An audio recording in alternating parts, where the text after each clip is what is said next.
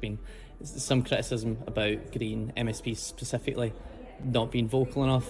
The exam results came out today and the attainment gap has widened. That was one of the Scottish Government's biggest goals, if not their biggest goal, was to lower the attainment gap. We have it now, the numbers are bigger. Pupils from poorer backgrounds are doing worse than they were. Is that acceptable, and why haven't the Greens spoken out on this issue? So I've not been in Parliament today, but I'm not trying to dodge the question. I don't think, I think we've got an awful lot of work to do with the attainment gap. But I think that there are a couple of things within that. Firstly, we shouldn't expect teachers to solve a problem that is about poverty and inequality.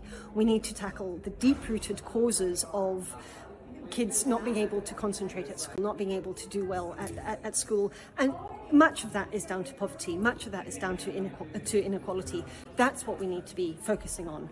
I think the idea that you can solve what is a systemic, structural, societal problem by focusing on one thing is it's not going to work. We need a much broader based approach to tackling inequality, because the attainment gap is just one symptom of our unequal society. It's just one symptom of a structure that causes inequality, causes and perpetuates inequality. That's what we need to tackle. We need to tackle the cause, not just put sticking plasters on one or two things that where the statistics show up very poorly. And yes, it's not good. It's not something Scotland can be proud of.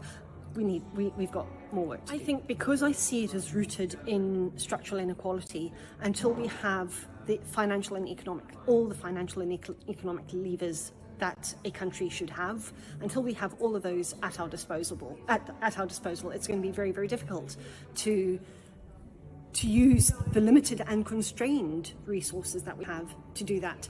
I'm sure there are more things that we can do with the powers and the resources we have, and I know that I and others will be looking at this over the coming weeks and months.